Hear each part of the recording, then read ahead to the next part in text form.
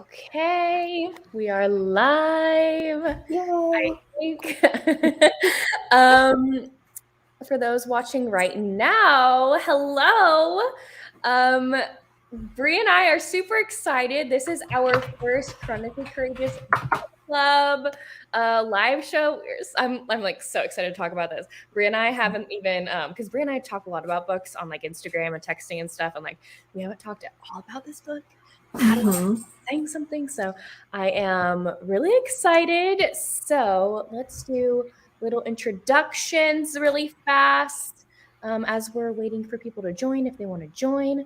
So Bree, do you want to start? Sure. I am Bree. My channel is In Love and Words, and I read mostly romance. I talk about mostly romance. I read some nonfiction here and there too, but it's mostly romance. I love contemporary romance, monster romance. Both Avery and I both love our alien romances.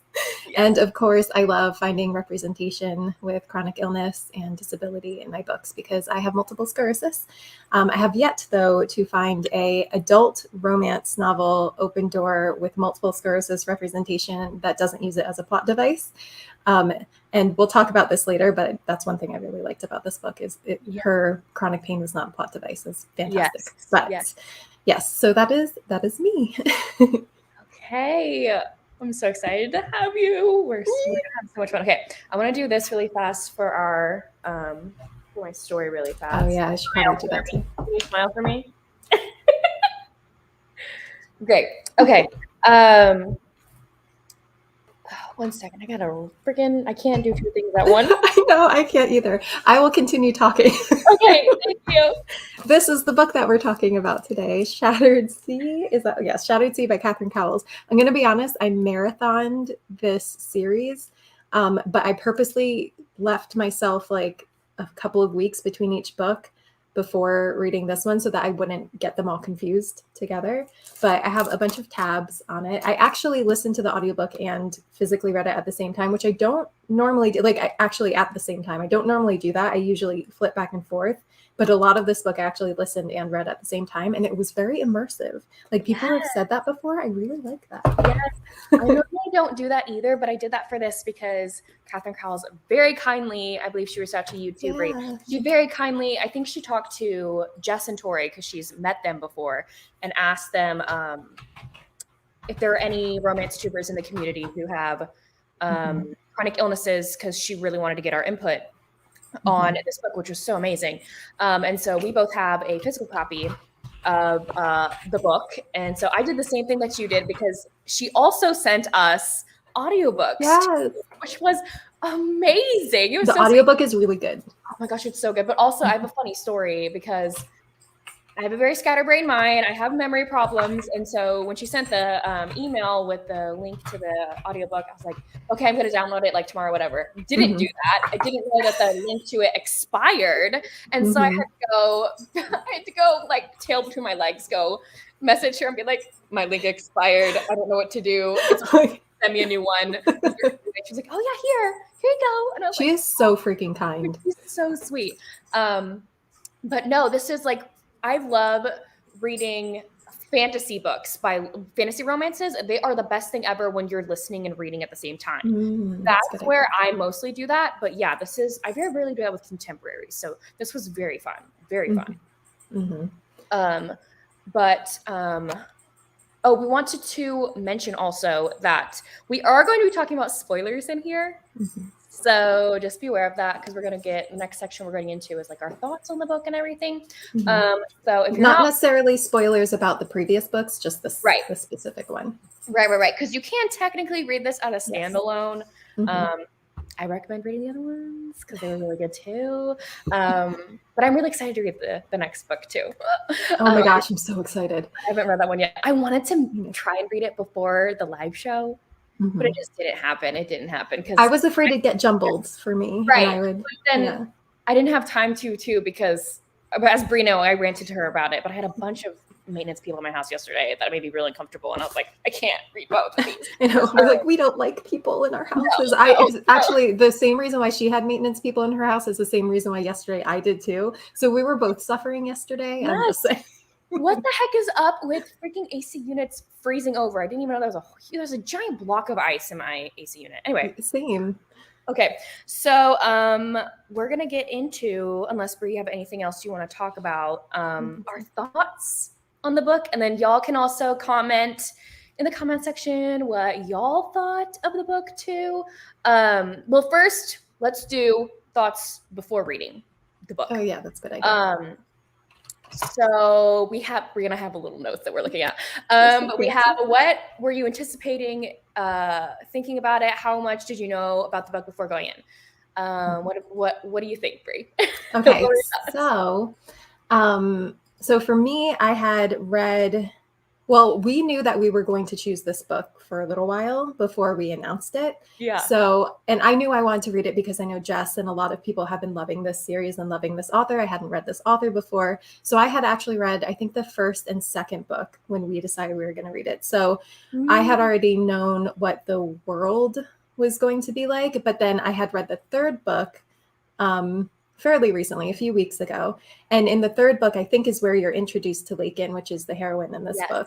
Yes. And I knew, the only reason why I knew that she was going to be the heroine in this book was because I knew that this book had chronic pain representation in it. And Addie works at the gallery that Lakin works at, and Addie notices that Lakin has some pain. And so he's like, oh my God, that's going to be the heroine. That's the one we're going to be reading about for the book club book.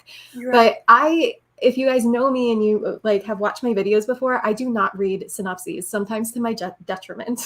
So I go into books thinking I know something about it, and then it'll be completely different. But I like knowing nothing.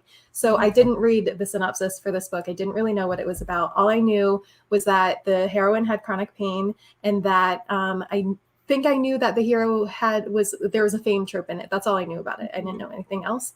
So I went into it thinking that I was really going to like it, especially after reading the third book, because I liked Lakin in the third book. So I didn't have super high expectations. Right. I mean, even though I liked the rest of the books, but I had a feeling I was going to like it. Yay. Yeah, no, same here. I heard about it from Jess and Tori mainly. Specifically Tori, because Tori really, really, really related to it. And I was like, okay, if Tori loves it, like, I just gotta. And so I was super excited that we agreed on this. I think that was like the first book besides our next one. I almost said the name of it. Oh my gosh. Because we haven't announced it yet. Besides the other one that we chose, the next one that we chose, this was the second one I think we like fully solidified on. And I was like, this so is perfect. And it was like the perfect excuse to read her books too, because I've learned about her because of Jess and Tori. And she just seems so sweet. Catherine was just so sweet, even before we had like our little Instagram live with her. And so I was super excited. And so I hadn't read any of the books yet before when we decided. And so I read the first one, I think last month. And this month I read book 2 and book 3.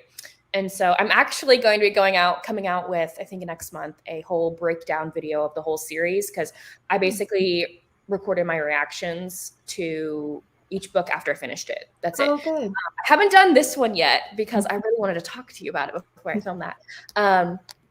And so, yeah, I was really into, I think I gave books 1 and 2 4 stars. I will say I was a little, not gonna lie, I was a little worried and a little hesitant going into this because of the suspense aspect. And I am not really a fan of suspense romances. Me neither. Or the fame trope, to be honest. Yes, no, the fame trope. I think the fame trope in here was done the way that I love it. Yes. Like, I think I said in my like celebrity romance rec video, I'm like, I like romance recs. I like celebrity romances where the celebrity part is literally this big. Yes. This big. I don't want, no. And so I loved that in here. I wasn't expecting to. But the suspense part had me worried because I don't love suspense romances because I am anxiety ridden. I am an overthinker. I am a catastrophizer, as my therapist put it. So I think about anything and everything and every scenario all at once. So it's never really a surprise to me when the killer, the villain, whatever is revealed. And so I was like, a little worried about it. So I think that's why I gave like book 1 and 2 like 4 stars, just because like for 5 stars for me, I have to love every single solitary aspect of the book, you know? And so like the suspense part was good. It just wasn't my favorite. Because it's not my favorite thing ever. But then book 3, oh my gosh, I absolutely fell in love with, specifically Addie and her love interest. I don't want to spoil it in case no one's read it, but like that one is absolutely stunning. I love that one. And the suspense part in there, you kind of knew who the villain was almost like the whole time. So that's why I was like, cool. I love that part because there wasn't like a mystery part in there. Right. They don't prepare for those. So, but yeah, before reading, I was really excited. I think I went off on a tangent. I'm so sorry. It's fine. But yeah, how about we go into, wait, I'm reading comments. I'm so yeah. sorry. Yeah. Let's see what everyone's saying. Let's see. Monica gave it 5 stars. I'm very excited for the next book. Yeah, I'm glad that this gave you an excuse. That was what gave us an excuse. Yes. Like everyone keeps talking about her, and this has chronic pain rep and its own voices. So right. Chronic. Yeah. That's one of the reasons. Like, obviously, because of our book club. I was really excited for that part in here, and I can't wait to talk about it.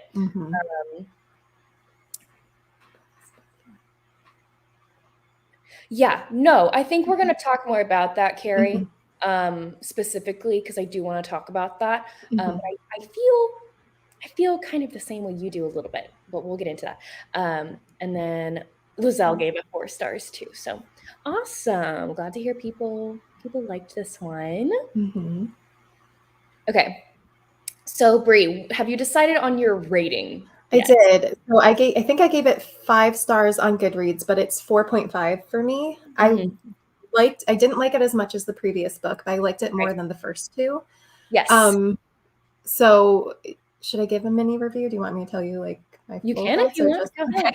You don't have to. You don't have to. Whatever you want to do. I'm really I can't remember how we structured this. Okay. Yes. Yeah. I'll tell you. Yeah. So I actually loved the romance in it. I know Carrie said that she didn't love the romance in it. I loved the romance. I loved the meet cute because it was insta love, but it made sense to me because he sees her picture, her self-portrait, and she's like, oh my God, that was everything. Like that made me buy into that insta love because there has to be something for it. Like I don't love insta love unless there's something like that element that makes sense in it. Yes. And it was done really, really well. Their romance was the best part for me. I don't like suspense in it because I feel like it can get over dramatic and I have a hard time believing it. I will read an alien romance and believe it, but for some reason, literally same, Bree. But for some reason, you put suspense in it. I'm like, would someone really do that? But like aliens abduct someone, I'm like, oh, that makes sense. Totally. Yeah, I get it. I'm in it. No, you're literally inside my brain right now. Yep, we're the same person.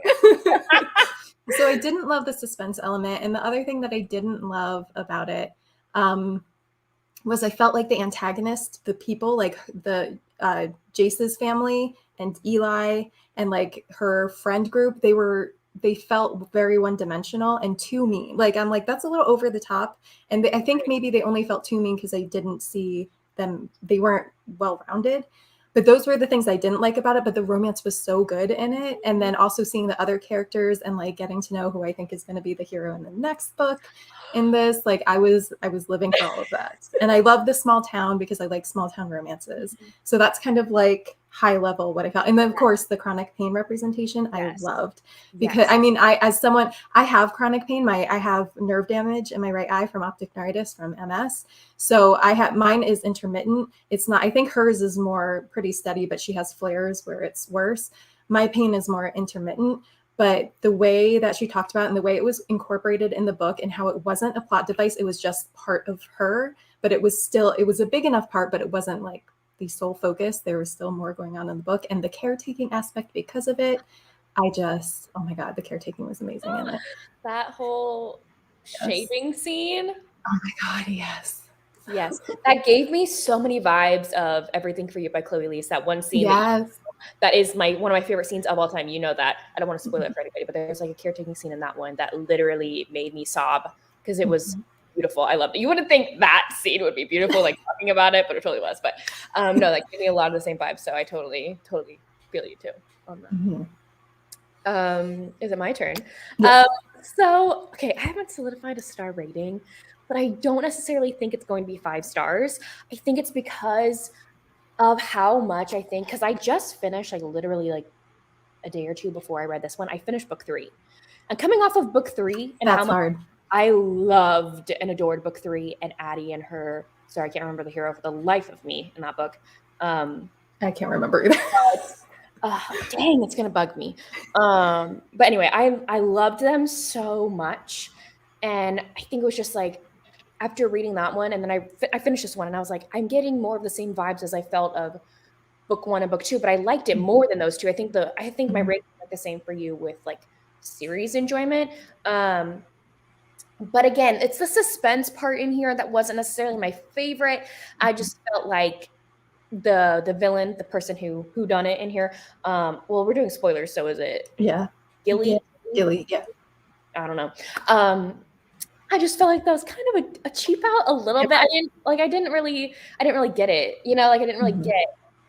I don't know. There weren't enough hints dropped. There was one hint right before it was revealed that you got, but there weren't any other hint. I don't know. Yeah. But I also don't read a lot of suspense, so I don't know what the typical format is. Yeah. So that's why I think I liked book 3 a little bit more with the suspense part, because you knew the villain was basically the entire time. Right. Which is like, I feel like better for me in my brain. Probably not anybody else's, but well.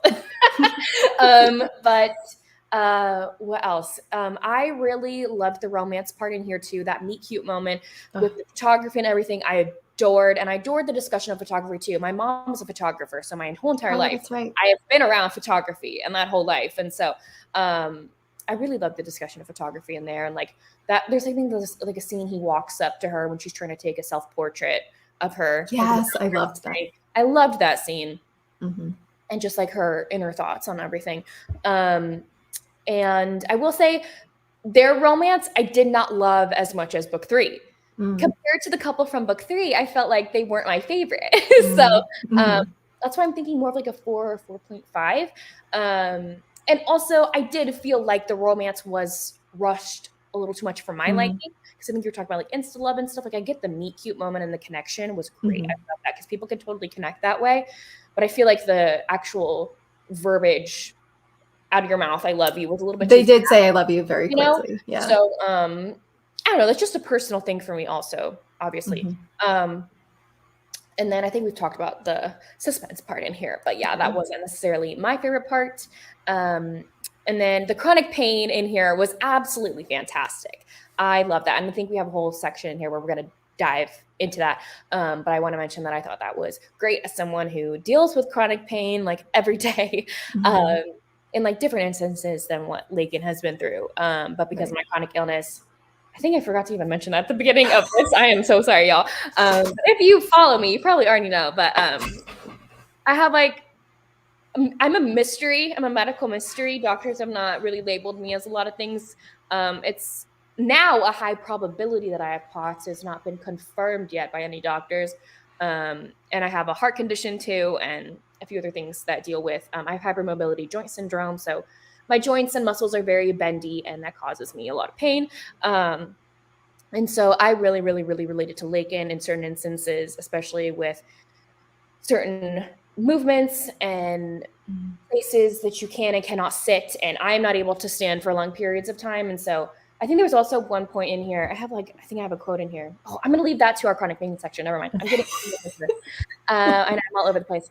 But I want to read some comments. Yeah, let's see. Other people say. Hello, Zay. Hello.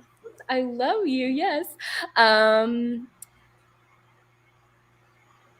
Yeah, no, I don't think there's any bad book in this series whatsoever. I feel like, and her writing gets better and better. Sorry, I interrupted. That's why I'm so excited for the next book. I am so sad. I'm not a NetGalley anymore. I think Bree, you're not really either, because I think we've talked about like our anxiety with arcs and everything. And so I'm literally only on like I think 2 arc teams, and it's because like their authors I'll immediately read right there. But if I have NetGalley, I'll like request like 1 billion books because I'm so excited and like get all of them in, and I'm like, crap, I have to read all of them now. Anyway, I'm so mad I did not request that on NetGalley though. The last book, because like everyone's getting it now. And I know reviews. And I'm like, dang, I want to read it so bad. But no, I'm super excited for that one, and especially because Catherine was like, "This is my favorite book I've ever written ever." I can't wait. I'm so excited. I think talking about the aliens, how I have more believability. Yeah. No. Yes. Yes. Where did the premise of my book? Yes. Thank you. Yes. I know. I'm like, Grim Reaper romance. Sign me up. Yeah. I just read, I think I talked about my story. I read the second Jack book. The one. Oh, did you? Well, yeah, because Lila Faye was literally Yeah. like, I'm naming the heroine after you. Here you go. And I'm like, I got to read this now. I feel like, okay, so you and I both now have like the biggest bragging, like the best thing that ever happened to me was Amanda Milo having a shout out to me in her, oh, what is it? The Sister Wives of the Orc. And I'm like, that will now be the thing that when I introduce myself, or if you do like 2 truths and a lie, that will be one that I will put on. Oh my on gosh, can you believe? Or that literally like in your obituary or something. I know. Put it on my gravestone. Is it in like her acknowledgments for that book? Yeah. I haven't read that one yet by her. I need to read the second pumpkin one. I read the first one because you were. I know. No, her books are absolutely ridiculous. They're just funny. But but she knows it. Like she knows. Yes, like that's the point. She does not take it seriously whatsoever. She's like, this is not a masterpiece. I know this. I'm just having some fun. And literally, like, so Jack 2, so you've read Jack, regular Jack. I know we're going on a side tangent, y'all. Sorry, I have to mention this. So Jack, if you know us, you know that this discussion is likely to happen. So in that one, the human and the Jack creature, whatever, they have a baby. And so Jack 2 is about baby Jack all grown up and his romance or whatever. And then I don't know if you follow her on Instagram, but she like literally drew what a certain area of his body looks like. If you've seen that. I've been wondering what it looks like. I will have to look at it. Because I'm trying to keep this channel as PG-13 as possible. Yeah. But like you can go and look at her Instagram, out of the face Instagram, because it's literally on one of her posts. Like she draws it for you. And I'm like, it literally looks like a 5-year-old drew it. But yeah.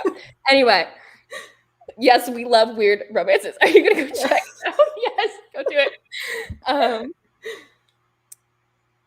Yes. Okay, Lizelle, I think I talk about this a few times and like I'm compiling.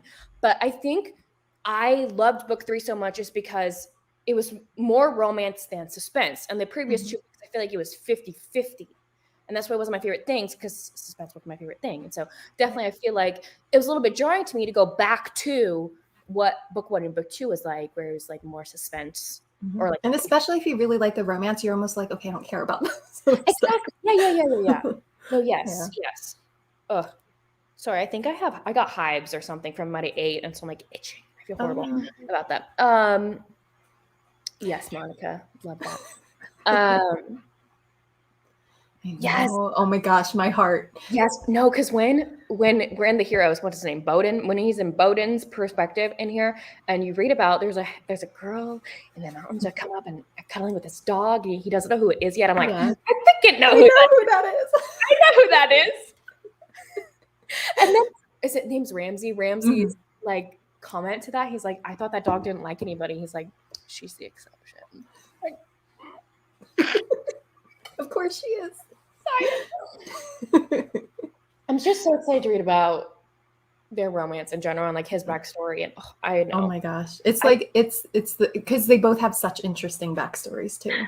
Yes. And then I also like there's the trope in here of like Charlotte doesn't like to be touched, right?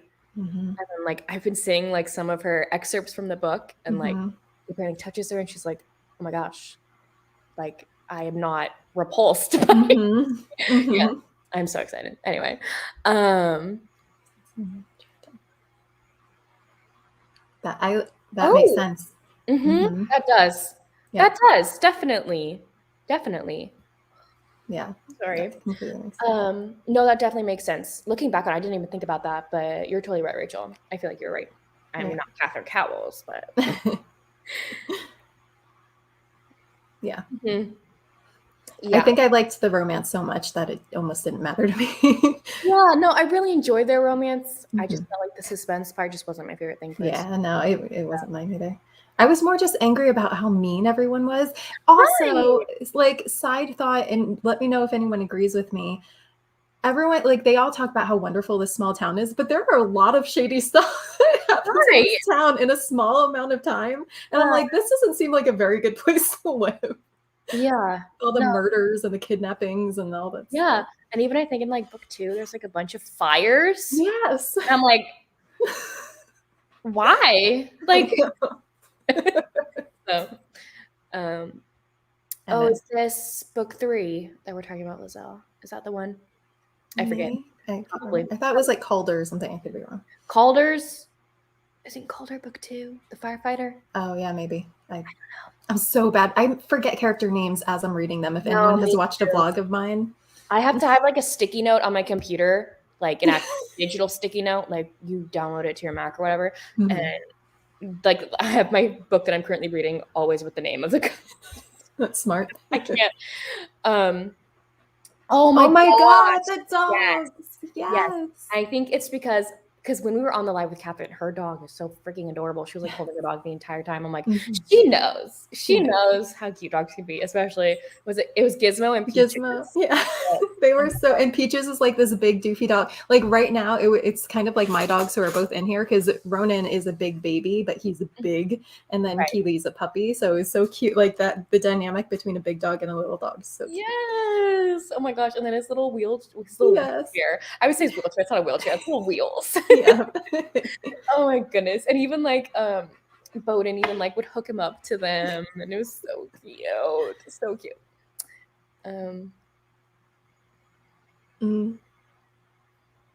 Is that one of her other series? Oh, is that what I was like? I don't recognize that. Yeah, not in this series, I don't think. Right, Monica? Correct me if I'm wrong.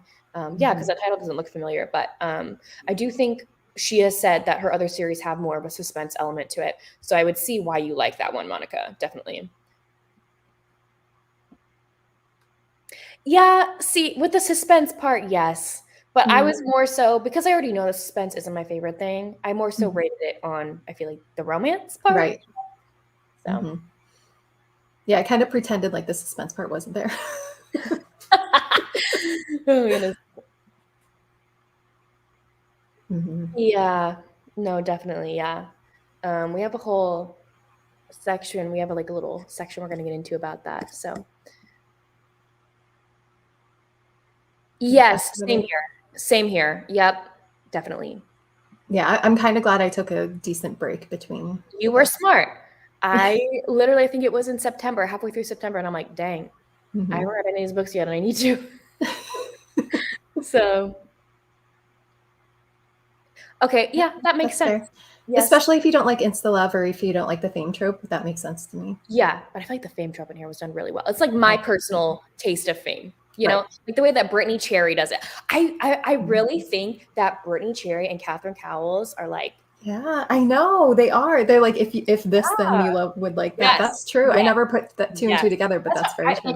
I think like the first book, I thought that I was like, dang. Brittany has less suspense in her, so if you don't love the suspense in this, but you like the small town aspect, read Brittany C. Cherry. Yeah, it gave me her writing. Also, just gave me Brittany vibes too. But Brittany's definitely more emotional. Yes. Way more gut-wrenching, cry your eyes out type. And Catherine Cowles has more of a suspense element, definitely. But Brittany's books sometimes do have a little bit of suspense thrown in, but definitely it's not like 50-50. Yeah, it's backseat. Hers are. Oh, I missed this. Sorry.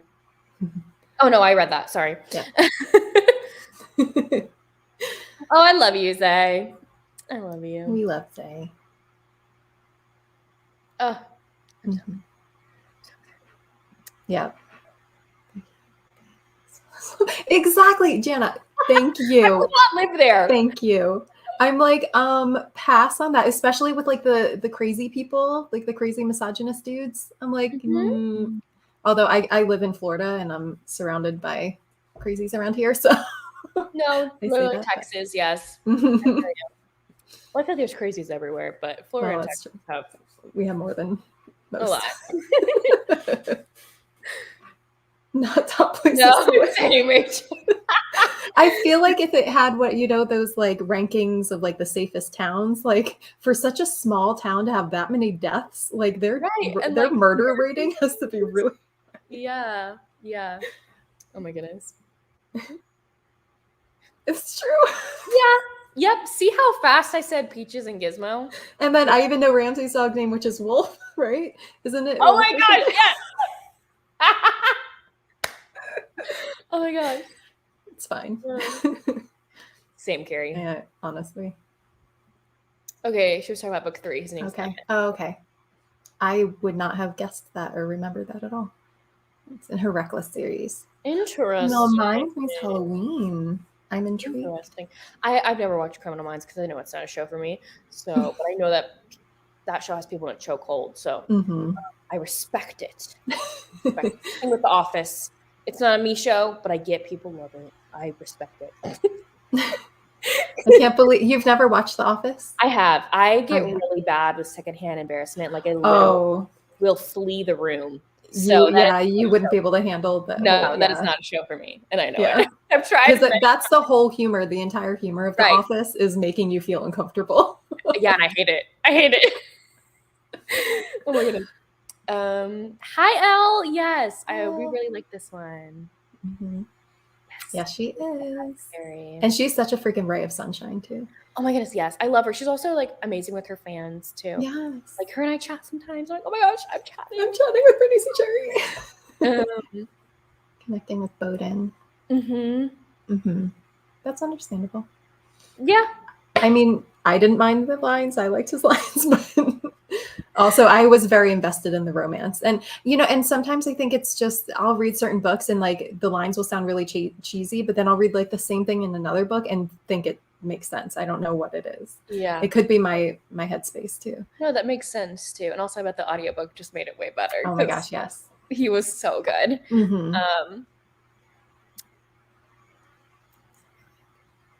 True family. Oh, that's true. Of the main family. Yeah, that makes sense. I was a little bit like, I don't know, I guess surprised that we went like off course because all the other series has been someone from this family. But I liked how Lakin has like been adopted into the family somewhat. Right. That was really sweet. So.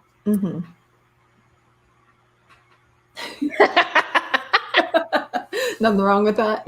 No, that's us. That is us. Okay. What banner are we at now? I think we've already well, we talked about how excited we are for the next book, but do we want to mention our thoughts, or have we already done that on the other books in the series, kind of? Like, what were your thoughts on the first 3? Yeah, I think we kind of talked about that. I think the first and second book, I think I rated like 4 stars, like 3.54, and then I really liked the third book, and I really liked this book. Yes. Okay. We're on the same page. Yes. I gave book 1 and book 2 4 stars. Book 3 was absolutely fantastic. But I feel like this one is just a little bit less of enjoyment than book 3 for me personally. And I'm just ready to be blown out of the water for the next one.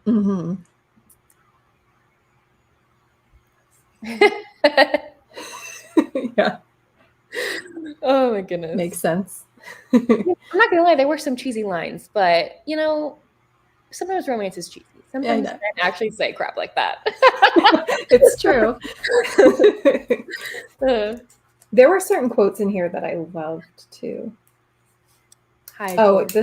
There's this one quote that not necessarily, it's not something that someone said, but this was just something she was thinking. She said, "I was a master at keeping my grief and pain hidden from those around me, but I was also tired. Sometimes it felt as if I were constantly bracing myself for a blow. I needed to set that down to give my muscles a chance to relax." And I like how that's talking physically, but also mentally too. And I felt that. I got to pull something out too. I have a quote for our discussion on the chronic pain when we get to that. Oh, perfect. Hey, Tori. Hello, Tori. We were talking about you for a second because we mentioned how much you loved this one. Let me pull it up. It's literally a cheesy quote that I just freaking loved. I know. That he says, dang, where is it? I have so many okay. Literally, I'm on page 187 if you'd like to follow. For anyone following along at home. But Lakin asks Bowden, she says, "Do you want this, Bowden? Do you want me?" And he answers by saying, "More than my next breath." Yes, I underlined that too. Yes. Yes. Oh my goodness. My soul. See, I love that. I love that crap. Okay.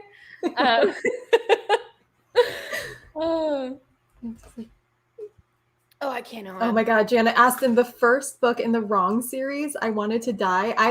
That was the first book that I had to pause after like the thing happened in it, like the reveal thing happened. I had to pause the book because I was listening to the audiobook and take a breath because I was so embarrassed. Oh my gosh. I haven't read that book. Maybe don't, because if you don't like secondhand embarrassment. No, I don't. Like I'm reading I just read a Penny Reed book and I realized Penny Reed is not for me because I mean the same thing. But also the book I just read by her, I'm reading it for like a celiac disease rep vlog because her book apparently has celiac disease rep. I'm like, no thanks. Like the rep was okay. Like it was not great. And so that's why I didn't really like it. But like I've read another book by her previously too, and like Penny Reed has that same writing style too. So not my vibe. Not my vibe. Yes, that is true. No, great point, Lynn. You're right. I feel like Bowden definitely was that. I feel like he was a cheese ball. I feel like he totally was. He was.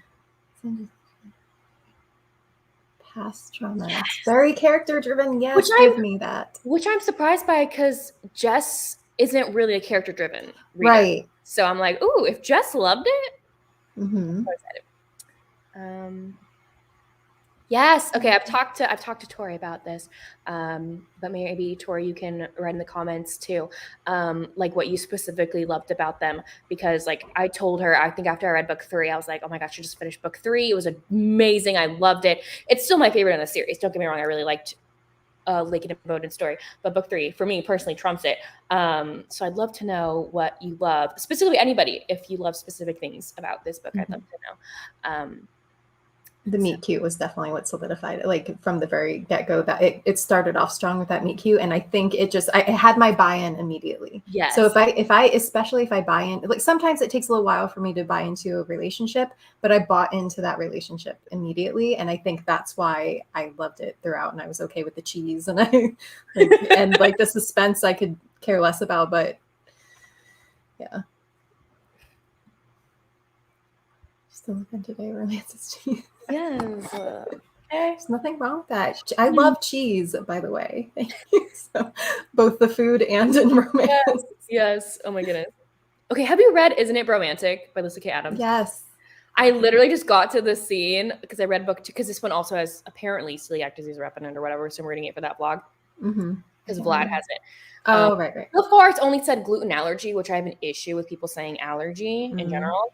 But we'll see if it's actually celiac disease or a gluten allergy. Because if it just says gluten allergy, that's a totally different thing. That's different. Anyway, there's like a scene where you think he's gonna go get drugs, but he's not. He's going to get like black market cheese. Like what the heck? I'm like, dude, is this dude a druggie? Like what?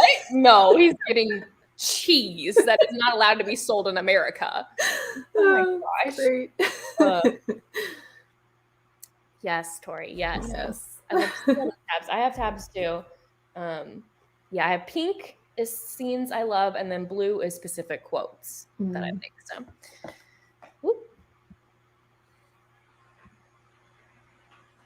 she's a photographer. I love the art without knowing she was the photographer. Yeah, that was really cool. I feel like kind of already knew too, though, that she might be the photographer.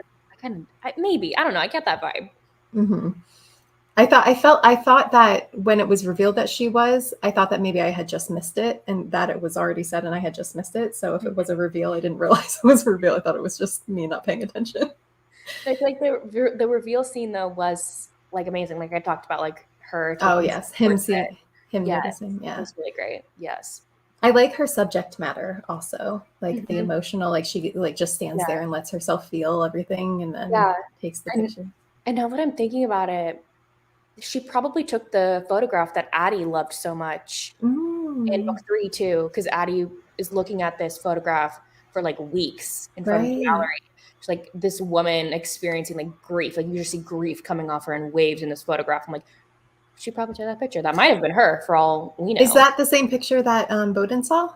Was Addie looking at the same picture? I don't know if it's the same picture or if it was just a because I feel like Lakem maybe took a bunch of those. You know? That's right. Or ones that are like that. So. But now that I think about it, it's probably that's true. The way that they connected, Addie and her. Now they're besties. I love them. Yes. Yes. Same here. Oh my God. By the way, I loved Bowden's mom and dad. Like they made up for the horrible family of everyone else. His relationship with his dad was so freaking cute too. I loved that because my dad is not like that. So I love reading about dads like that. Like I love hearing about your dad too, Bree. Talk about him because I'm like, my dad's not really like that, but that's okay. I can read about it vicariously through other people. I love my dad, but he's not like that. So I love reading about dads like that. Mm-hmm.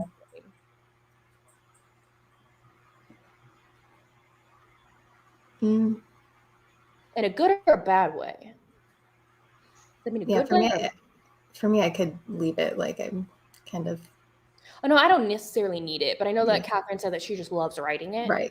I'm like, to each their own. Go ahead, girl. But personally, I could do without. But that's my taste. So. Yes. And it was therapeutic for her, especially because like when she was feeling emotional, she would go to her spot and just cry and take pictures, make something beautiful out of something painful. Mm-hmm. I love that. Photography also just has a soft spot to me because throughout my entire life with photography because my mom's a photographer. So I really loved that part in here too. Mm-hmm. Yes. That's a big part of this book I loved about that. And they could relate to each other about the loss. Like they both dealt with loss of someone who they love, but also someone who maybe like they felt they maybe should have loved more. And right, yeah. That's like a whole other dynamic. And I love how they bonded over that. Yeah. That's why I'm also really excited for the next book too, because both of those characters have experienced like similar things where they've both been in places that have literally probably scared the bejesus out of them, you know? Like they might have died in those instances. So that's in prison. They're both imprisoned in different ways. Yeah. Yep, exactly. Yeah.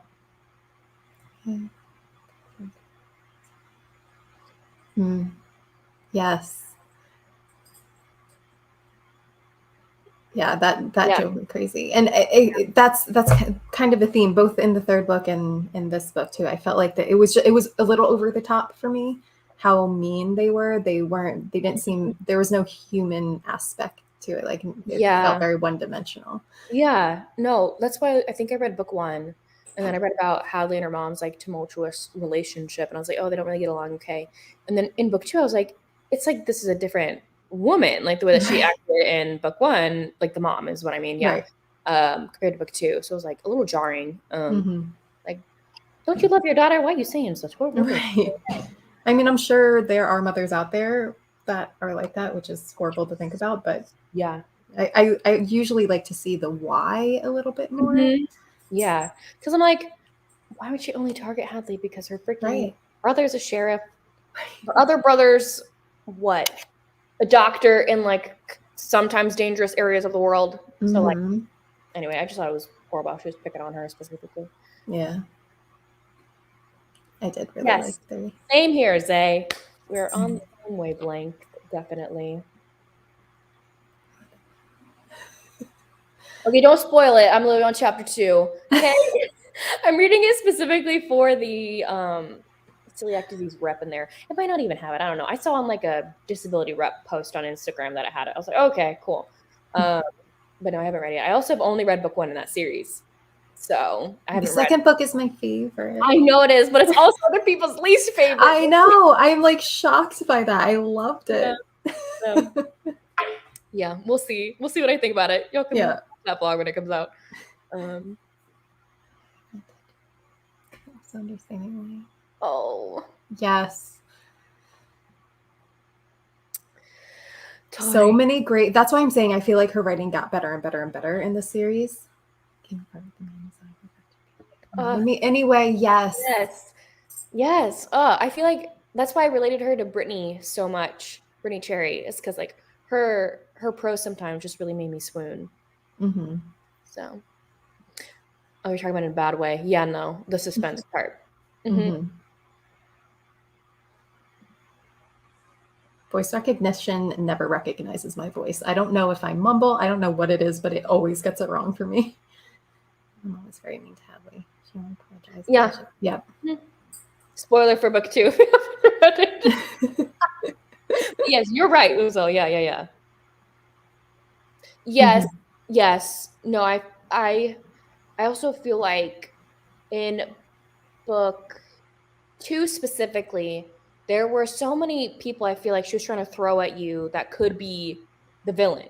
And I Right. feel like the same thing happened in book 4 with Yeah. this one. And so that's why I was like, Mm-hmm. you know, because again, I liked book 3 so much. Where you kind of like knew who it was the whole time. So I know.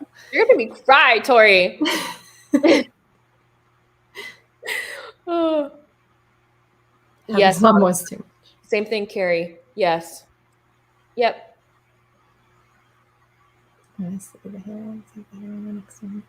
Yes, that's true. I didn't think about that. It's been damsel in distress every time. Yeah. Okay.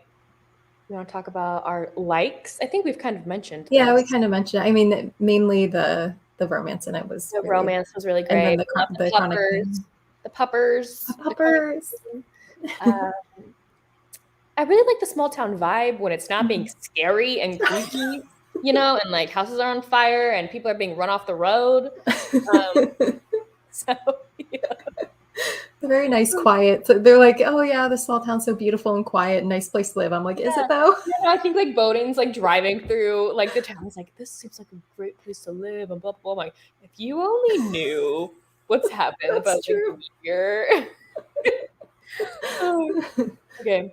And then we kind of talked about our dislikes a little bit. Like the suspense part was not necessarily my favorite part here. And then like you said too about just like kind of like the one-dimensionalness to the villain specifically, and like the people like being rude to her and mean to her and awful. Like why they have to be that way? I think. And honestly, what is it? Is her name Jilly? Gilly? What's her name? Jilly. Jilly. Gilly. I can't. I listened to the audiobook and I still don't know. I think it's Jilly because Jilly. I think I was listening to the audiobook and I thought it started with a J, and then I looked at the book and it was a G. And it's G. Okay. Yeah. Jilly, like her reason for doing what she was doing is a little like just it didn't make sense for how drastic she was, like the lengths that she went to for, and the reason why she did it. I was like, this doesn't make sense. That was. No, I completely agree. I do. And then I think it would have been amazing if like it was I forget the freaking boyfriend, her high school boyfriend who passed. I think it's Kay. Kay is his mom's name. Oh, like if she was the villain, I've been like, yes, like that would have been amazing to me. I don't like that, obviously. Like that doesn't sound good, but like I feel like personally, I would have liked that better than to be Jilly. But personally, who would you want to be the killer? I don't know. I almost wanted it to just be the rain. I know he was like a decoy, but like the guy who ran them off the road in the first place, I would have just like it's not, because I don't know. It just felt so drastic. Like it's such a huge, like you're killing multiple people who barely like, and they barely had anything to do. They had nothing to do with Jason's death. Like it was all an act. Like nobody had anything to do with it. And she's like killing everybody. Like it didn't make sense to me. No, I totally agree. I will say one scene I personally did not like because of personal reasons was the whole snowmobile scene where someone comes with a gun and snowmobile. I'm like, dang, dude, please. I feel like in all the books so far, I don't think before that point there wasn't really like was there a gun trigger warning? In book 3, I feel like there's maybe a gun. Yes, there was because she got shot. Yes. But I don't know. I feel like that for me personally, I have issues with guns. If y'all know, I've been a victim of a shooting before. And so I feel like with book 3, it kind of like, it like eased your way into it. Like, oh, he was holding a gun or he owned guns or whatever. But like, I feel like with that scene, someone comes out of nowhere with something like that. I'm like, give me a second. I got to pause. Right. So that is a trigger warning that I will definitely be putting in my review. But no, I felt kind of like those scenes where she just kept getting calls that her friends are dead. I'm like, but why? How? What happened? At first, I thought it was some sort of like Final Destination thing. Like it wasn't a person doing it. Like it was all accidental, and it was like it was coming. Well, they all accidentally overdosed, which would have been horrible. I know. Dang, all those people. Let's see the comment. Ooh, whoa, sorry, something just happened. I'm going back. Yes. The puppy with the wheels, Gizmo. Yes. Gizmo, so cute. So that's the type of dog I want. I want a dog like that. Same. Same. Yeah. Pass. Yeah. Yes. Yes, I love their relationship too. It's very brother sister protective relationship that I just really appreciate. I feel like Hayes would be a great freaking big brother. And Addie, I liked her relationship with Addie. Like Addie being so kind of timid, but Addie like stood up again. That girl who was hired at the gallery or whatever. Like Addie stood up for Lakin, and even though she's very like timid, and I love that. That was like a big thing. And even like I think also at one point like a guy comes in threatening. Oh yeah. At one point too, and Addie stands up a little bit at least. Like, you go, girl, you and that's go. a big thing for her. Yes. Oh. Which part are we talking about? I know we're so behind. I know. Tori, what part are we talking about? We'll come back to it like after we're talking about something else, and we'll forget. And now I don't know what Carrie is talking about. Thank you for agreeing with me. I don't know. I have to keep updating with the comments. I apologize. I have to be better at this. I'm not the best. So please follow up.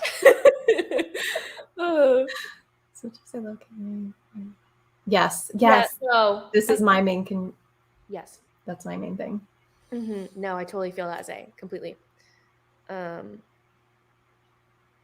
Oh my gosh. Y'all, I forgot that this had the fame trope in it, and I thought that Jace's brother, the one who was a douchebag, I thought he was going to be the love interest, which, I mean, I'm just saying that would have been a cool like twist. Like they were enemies at first, and then they end up, and like there would have been that whole like forbidden romance type thing because it's the brother of their boyfriend, and the mom's still crazy. But anyway, then he just turned out to be a jerk. Specific book duology.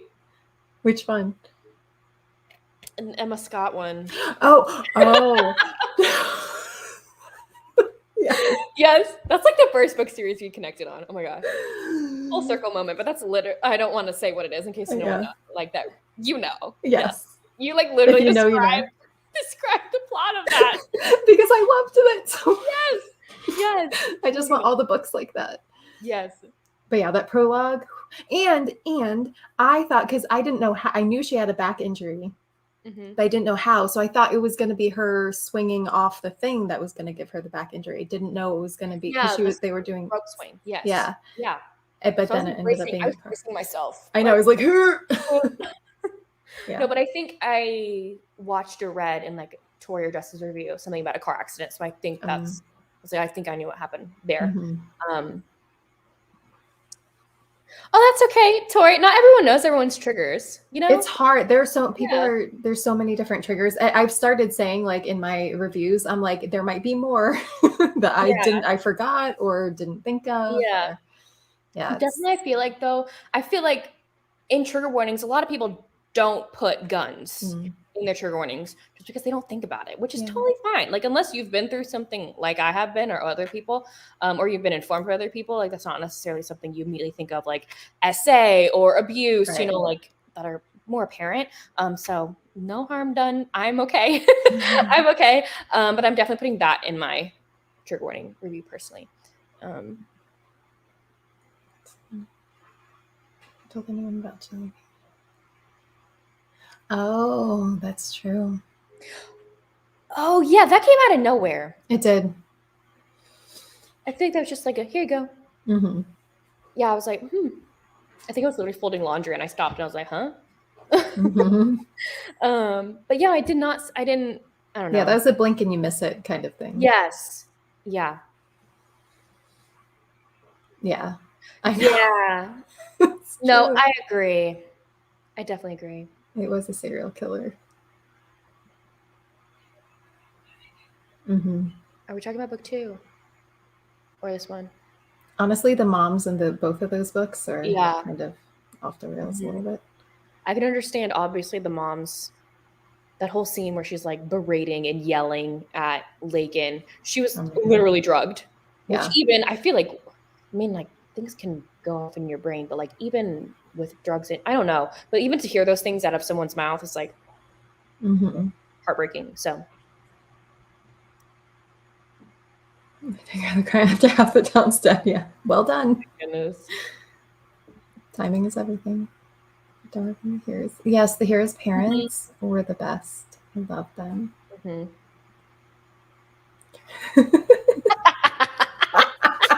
Same, Carrie. Same. No judgment. We're right there with you. It was. Yes. Yep. Oh, it's the same comment. Yes, agreed. Yeah, no, I agree. Yeah. Yep. Just by like a falling into your face. Oh, really? Interesting. You write that one down. I feel like I've heard that, but I really have feelings when the mom was like, I know. I'm like, dude, he's been dead for 10 years.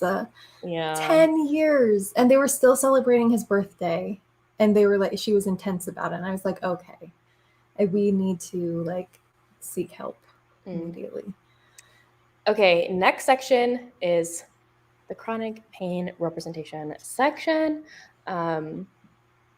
So yes. I definitely want to hear from people who deal with similar chronic pain to her. Like I said, I have chronic pain, but it's intermittent. And it's like, I feel like it's not nearly as intense as hers is. So I would love to, and I know Avery, you do too. So I'd love to hear what you thought. Me literally moving because of back pain. Right. So yeah, I'd love to hear other people. I know Tori really related to this one, so I'd love to hear from Tori if she's still here. Totally okay if not. I don't feel like you have to, Tori, by any means. But no, I definitely related a lot to Lakin in this book when it came to the chronic pain representation. I feel like I have a lot of the same aches and pains that she does specifically. Mine's more so in my legs. Hers is more so, I feel like, in her back-ish area. And that radiates down to her legs. Mine more so is in my legs and it radiates upwards. And so I really liked her. I think we talked about it. We mentioned it, the scene where he helps her shave her legs. Oh, I love that. I will say, I wish I could give a recommendation to Lakin where I'm like, get a chair, girl. Get one. It has saved me. It has changed my life, girl. Get one. I feel like she would totally have benefited. Yes. So I really loved that representation. One quote that I loved in here that I really related to. Let me pull it up. Okay, so I'm like Lakin too. I can't sit in certain types of chairs. I can't sit in. Maybe you can see. I can't sit in these bar stools that are here at my apartment because all the blood rushes to my feet, and then my feet fill with blood and all that stuff. So normally when I sit on those chairs, both chairs has to be open so I can put my feet on the other bar stool. So I don't ever sit in bar stool chairs because it hurts really bad, and like just other chairs in general. And so she just really talked about, there's like a scene in here where she's, I think, sitting in a chair that is making her uncomfortable, but she doesn't want to move. Like she's saying, sitting on chairs with no back isn't always the best for her. Same thing with me, literally the same. And so I really related to her on that. But then he's like, well, why didn't you say anything? Right. Like, we could have moved tables. We could have like given you a different chair or whatever. And she said, it's on page 108. She says, sometimes I don't want everyone around me to have to make concessions because my body can't keep up like the rest of yours. Yeah. Like, took the words out of my mouth. Yeah. I really related to that, especially with my walker, because I bring my walker like everywhere with me that requires standing or walking. Like if my friend and I are going to go to it, like my friend and I went to a breakfast place yesterday. I didn't bring her with me because we're just going to go sit and eat breakfast somewhere. Like, for example, if she would have been like, hey, let's go shopping afterward. Let's go there afterward. I'm like, we got to go back home then and get my walker, you know? So like it takes the spontaneity out of things sometimes. But I really related to her with that because I feel horrible having to tell people like, I can't go there because my walker can't get in there. Like there's only stairs. There is no elevator. I can't go. And so I really relate to Lakin in general. And like all the discussion of chronic pain in this book, I feel like was done phenomenally well. So. Yeah. And like I said, I liked that it wasn't a plot device, but it was still a big part of her. And it was mentioned enough, but it wasn't like, this is the only thing. ever. And because I feel like when I've read, especially the representation when I read about MS, I feel like it's like the most dramatic thing ever. It's like, let's list everything that could possibly happen and let's make this the plot device as to why they don't want to have a romance and why they don't want to fall in love, because they feel like they're going to be a burden. I liked that this was an element in it, but it wasn't like a plot device in it. Yes. I think, but there was one part, and I think it may have been the part that you're talking about where she's talking about the chair. I had mentioned that I appreciated the representation, and especially how often she hides it to the point where no one actually notices. Yes. Or when someone actually notices, she's surprised. She's like, oh my gosh, you're like, someone's paying attention. Like when someone, like whether it was Addie or Bowden, like every so often be like, hey, are you okay? And she's kind of like surprised, like, oh, you noticed that, because she's so used to hiding it so well. And we're so used to people believing us when we say we're okay. And we're so used to saying we're okay when we're not. That when we're having pain and issues and someone notices, we're kind of like shocked when people notice. Yeah, no, yeah, you're totally right. I really related to that too. Yeah, because my roommate's really sweet. She'll like, we'll be watching a movie or something. I've been sitting for a while. My joints get pretty stiff. My muscles haven't been working for a little bit because I've been sitting, and I'll get up and walk around, but I'm limping for a little bit because my legs don't want to work. And she's like, are you okay? I'm like, I'm good. I'm okay. Thank you for asking. It's just my body. It doesn't like me. So yeah. And I really appreciate, like you said, how it wasn't like a major plot device. Like, people like us can live a normal life, can have an epic romance that doesn't need to be like a prevalent thing like hanging over our head. I feel like Talia Hibbert does a great job with that specifically. Like, she has a whole book dealing with POTS that just like is like kind of like this, where like the heroine has it, no big deal, but she faints sometimes. She's a human being. Chloe Leese too does it really well. Yes, Everything for You. I'm sorry, that one. I can't. Now I'm like debating on what my favorite book in that series is now, because like it's hard. It's so hard. It's so hard. Because I have like 3 that I'm like, I know. I love all of you. And I think my 3 are your 3. Yes, I know it is. I know. Okay, so comments. Yeah, I'm interested to see. Oh yeah.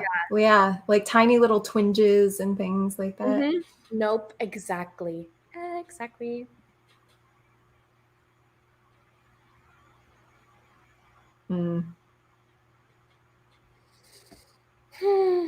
I really loved that a part of this book, and it made me, I don't know, it like weighed a little bit heavy on me too, because I'm like, this is how Catherine probably feels all the time now too. Like, dang, I feel you, girl. I feel you. Yeah, Tori. And I know sometimes it gets worse too. Sorry. Yes, I have highlighted. Yes, ready? So do I. Okay. For everyone whose pain isn't invisible to the rest of the world, you are a warrior. Never give up the fight. Literally, that's the first page I opened to, and I was like, you're going to make me cry.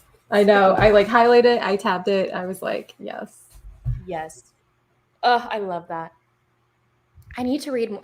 We need more books like this in the world, is what I'm saying. Like, we need, and I feel like a lot of people, we know of like a certain author. There have been certain authors out there who don't have disabilities or chronic illnesses that decide to write a book with this rep, and they sometimes get backlash for it. And I feel like, because it's, first of all, not either done well, or they don't listen to people in the exact community. So like, what say do you have? Like, I feel like a lot of authors are a little bit scared to write about characters like this because they do not experience it themselves, and they don't want that kind of backlash. But if you take into the account of the people in said communities, like, you're going to do amazing, you know? So like, I wish that more authors were brave enough, honestly, to write about characters like this. So. And I mean, I think it shouldn't be as hard as it has been for us to find books for our book club. Like, because we're I'm sure we will branch out if we can't find the books, but I mean, we're trying to find newer releases so we can help support those authors with their newer releases. But we also want it to be definitely adult. There's a lot of YA that has great representation. I know Lizelle really wants CP representation, but the only ones I know of are YA. We want it to be open door, which is another thing that we don't get a lot with when you have disabilities and chronic illness, and and romance. And it's hard. It's hard. And preferably own voices too. And somehow. On audio. And on audio, that's another big thing. It's hard. We're gonna have like a running list of all the specifications. We'll like send a book to each other. I'm like, oh, this looks good. Darn it doesn't have an audio. Or darn, it's YA. It doesn't mean like darn, it's closed door. Darn, it's darn the author isn't own voices. We're like so excited to read all these books. Like we'll probably read them, but we really want what our book club to be to represent all of these specific points. So I have a feeling we're probably going to be getting into probably like authors backlist more. So I feel like something we'll probably take off the list first if we can't find anything. So if you have any recommendations, people, also always reach out to Bree and I. Yeah. And also, I mean, I think it'll be helpful if they release on audio and they're trying to boost the audio release too, to choose that book.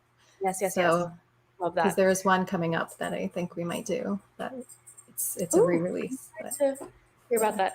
I also want to say, one of my favorite authors I've recently learned this year is hard of hearing, and man, I would love to do a Ruby Dixon book. Oh, that's right. That's right. Yes. And so have you read When She's Lonely yet? I don't think no, I haven't. That one you have to wait until that one has a freaking audiobook. Yeah. Because it doesn't. Let's put it on our tentative list. Yeah. Yeah. But for when the audio comes out.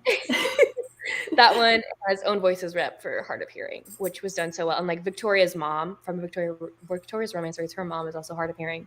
And so she just loved that representation so much because like this is what my mom deals with on a daily basis. So anyway, off on a tangent. Moving away, that might be different. Yep. Yeah. Okay. I thought that she just did so well with all of the discussion of chronic pain in this book. So okay. Yes, we're on the hate barstool train.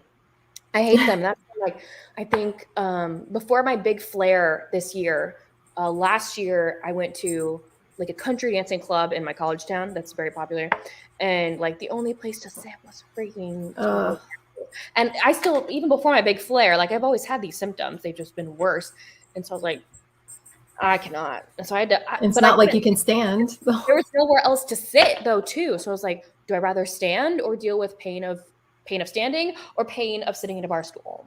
So yeah.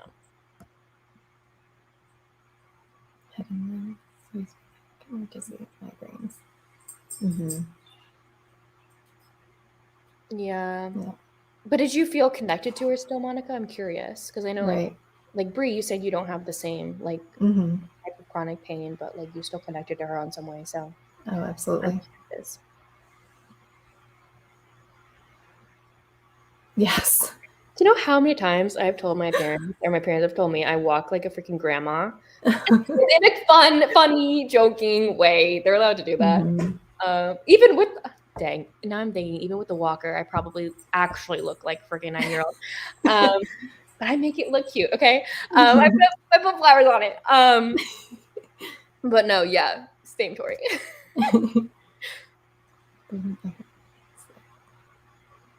Oh, what page is that on? I'd love to highlight that. It's worth going past those limits. Other times it isn't. Yes. And you know what? What's so great about this is that even if you don't have the exact chronic pain, like you guys don't have the exact chronic pain, you still relate to it. But also, if you have anxiety, this goes for anxiety too. Like I'm anxious every day. Sometimes I know how to manage it. Like I know what my limits are with anxiety. I know what I can and can't do. Sometimes it's worth it to push myself. Sometimes it's not. And like, that's what's so beautiful about this representation. You don't have to have the exact same thing in order to relate to it. I feel like that's how I feel with any like chronic illness rep in any of my books. Like I know. Or mental illness too. Yes. Like Always Only You. I don't have RA. Right. But Frankie was so freaking relatable to me, you know? Just a whole discussion about that. So Yes. Okay, again. Let's see this book. Mm-hmm. Mm-hmm.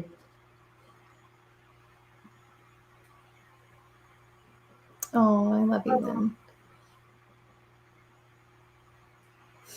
Oh, thanks, Lynn. I'm sorry you were dealing with that. I know. Back pain absolutely sucks, though. Mm-hmm. Uh, I tried to hide my putting. Yes. I know. And that, I think this also made me love their romance too. Like there was this connection, this powerful connection. They connected over, not just that first part, but the grief that they felt. They connected over like major life things. And she felt so comfortable with him, comfortable enough to let him into that part of your world. Because that is a level of comfort that is very, very difficult. Definitely. No, yeah. Tori, I need you to like send me pictures of all the highlights so I can just copy them because I must have just missed that. Because again, I was listening mainly on audio. So sometimes that just goes right by me. But I definitely want to highlight all the ones you've been putting in the freaking comments because they're so good. Know. But not gonna lie, I feel like I felt the same way as Lakin at some points. I'm 24-year-old single woman who has never let a man into her life. So a lot of I felt a lot of the same issues she has in that department because of some of the things that I feel, And so I really related to her in that aspect. Oh, sorry. Really related to her in that aspect too. So yeah. So, and I can go on a tangent on dating with chronic illnesses, but we're not doing that. I mean, I'm here. I'll listen. I think I've told you about like the horrible dude. Oh God, yeah. That's the cherry on top one. If we have enough time, I'll talk about that later. But, yeah, it's hard.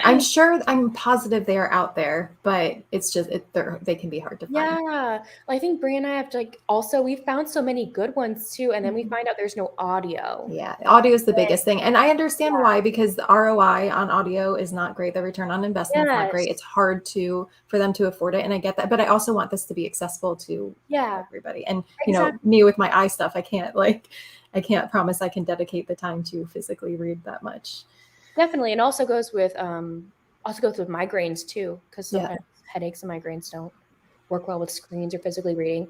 But yeah, I think there was like one we were like dead set on putting on as our list, and it looks so freaking good. And like I talked to the author too, and she was talking about how like unfortunately, because of what she's going through, like this author has to have like certain procedures done to her that costs a lot of money. She's like, I'm spending more of my money on that than audiobooks, was like totally 100% valid. And I felt horrible that we couldn't pick her book, but like, man, when that book goes on audio, I'm going snatching that up. Yes. Okay. Yes, I think I've been wanting to read this author. Yeah, and Tori, is it book 1 or book 2 that has that? Because I think Caitlin was talking about that. I don't know if that's book 1 or book 2. Because Caitlin was talking about that when I saw her in San Antonio. I was like, oh my gosh, I want to read about that. But I can't remember if it was book 1 or book 2. So, yep. I think a lot of people have been liking it.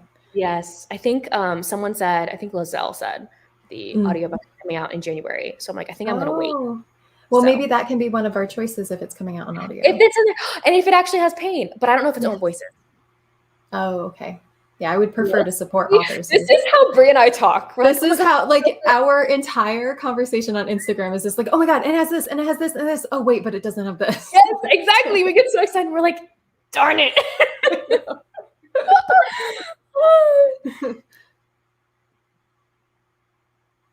Oh, no. Oh.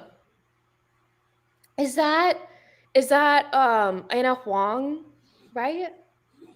Anna Huang's books? I know, Rachel, if you haven't read the Finding Jean Kelly? Jonah Darling series that Tori absolutely loves, it's a duology. When Heroes Fall, Tori says that there's endo in that book. And also, I just read Finding Jean Kelly. Yeah, I was going to say that's... Yeah, Finding Jean Kelly by Tori Jean. And Crystal from Crystal's Bookish Life.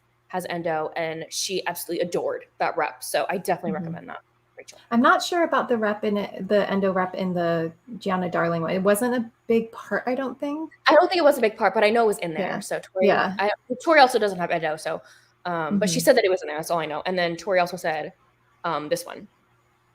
That one's been on my TBR.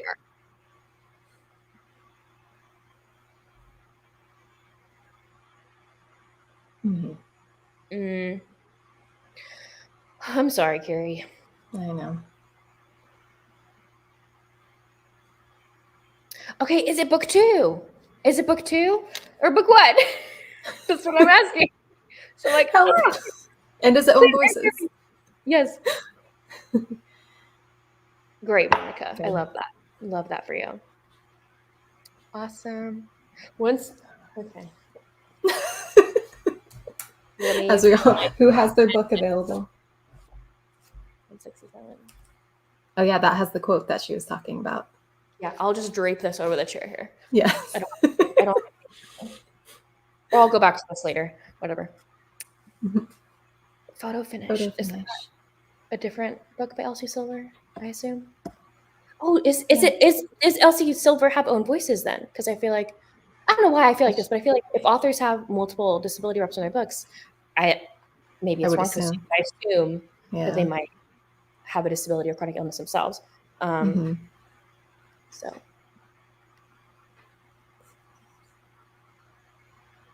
Yeah. Oh, I haven't heard of that book. I think this is across the board, not just for autism, but chronic illness, everything. Every body is different. Every brain is different. Yeah. So I think certain things will be relatable to some people and it won't be for others. I mean, that's why we always say, no one's a monolith, like no one can speak for all, but hopefully, like we were talking about, certain things, even though it might be different, you still relate to pieces of it because you can apply it to your own, whatever you're going through. Because I know, Bree, you haven't found yet a rep that works well for you. But the one Tali Hibbert book I read that has POTS in it, like it's good rep, but it's not the same things that I go through. I feel like I read this book called Man in Charge by Laura Lynn Page. It's the heroine's friend who has POTS. And I'm like, dang, girl, you are me. It's not the heroine. So I even messaged the author too. I was like, can we get her romance one day? She's like, never say never. But apparently Laura Lynn Page's daughter has POTS. And so that's why she put that into the book. So it's like, I hope one day. But definitely, even with people who have the same conditions, will not feel the same, be the same. So, and I feel like it's really hard for people who aren't in our community or aren't surrounded by people in that community to grasp and understand. So.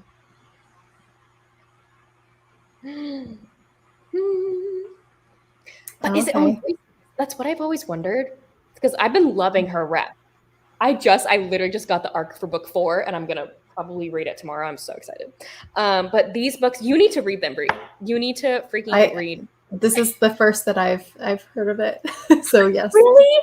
I'll probably wait for that. Let's do it. If it is own voices, let's add it to our list. Yes. I don't know if it is, but I'm going to show you the cover and see if it's familiar to you. Just in case. I bet if I see the cover, I'm terrible with titles and names. So if you guys have been talking about it, then I probably have heard. So yes. So the first book isn't a fan favorite, but it has a really good mobility aid rep, but they're all in a Mafia romance series. Oh, yes. Yeah, I've seen that. So it's called the Perfectly Imperfect series. So I think there's like disability or mental health rep in every one. Book 1 has, he was in a car crash, and so he uses a wheelchair, and then he works his way up to, he wants his end goal to be a cane. And so he's with like physical therapy and everything. So in the book 2, the heroine was in an accident, so she has chronic pain. But then she also has an injury where it hurts like really bad for her to speak. So she communicates with ASL and she doesn't speak. And then book 3 has mental health rep in there. And I just feel like you freaking love these books. They're definitely a you. I would assume if every single book has that, I would assume she has. And also I feel like the Mafia aspect is something you would love too. Because it's not like too heavy on it. It's like Mafia light. Yeah. Okay, that's my kind of mafia. Anyway, yes, I know you so well.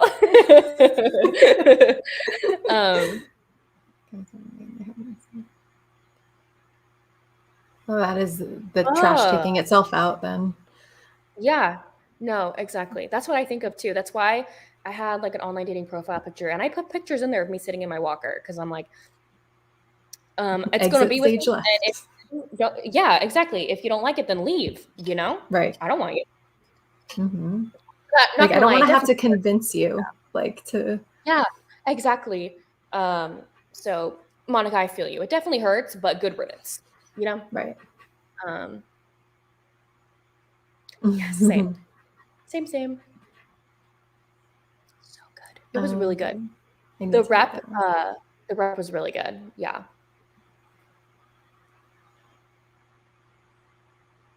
Okay. It's just mentioned. Okay. Okay. So Flawless is just mentioned. Because Caitlin talked about in Atlanta one of Elsie Silver's newest, I think it's book 2, that she's talking about, because she read an arc of it. And she's talking about how amazing the disability rep is. And I was like, okay, it must be book 2 then, because if it's just barely mentioned in Flawless, then I don't think that's the one she was talking about. That's good. Okay, good to know. Oop. Entice. I think it's the this one. Yeah.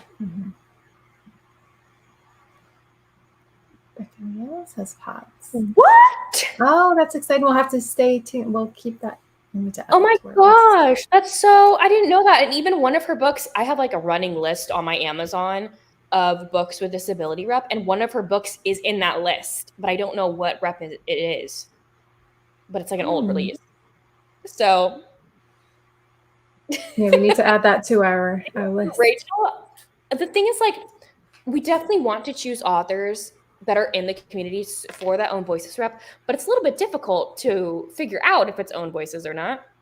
Yeah, because they don't need to tell people. Like, maybe they don't want to tell people, but also I would like to support them. Exactly. Right. Exactly. That's took words out of my mouth. Okay. Good to know. Good to know. Yeah. I mean, we'll still read it. Just. Okay. Okay. So the series you were talking about. Ooh. I read the first book, and I really, really liked the first book, but I haven't moved on in the series, so that's good to know. Ooh. Yes. Ooh. High praise, Harry. Yes. So to wrap up the chronic pain section, is there anything else anyone wants to mention or add before we get on to? I think we only have like three more things. But overall, I really loved the representation. Like, that's the A+ rating I give this book, would be the chronic pain rep. The next section is the Thing story. I love you too. I love you too. Yes. Character likes and dislikes. I think we already talked about the villainous characters. I mean, I pretty much loved pretty much everything about Lakin and Bowden. Yeah. There's not much I didn't like about them, and pretty much disliked everything about everyone, like all the bad people. I'm not gonna lie, I kind of wish, because reading that prologue, I wish we got like a separate story about what if the car crash didn't happen. Like, I kind of want, like, I kind of want to read about that. So, like, the beginning, I kind of really liked those characters. Very stereotypical high school language, high school relationship. And so, like, very cheesy that prologue was, with them like cupping and canoodling and talking and all that stuff. So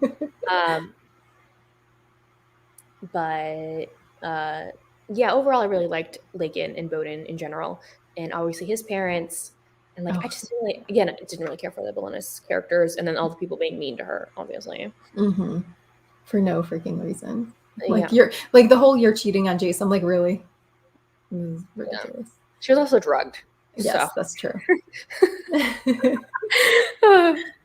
Yay. I'm so glad that you loved the rap. Yes.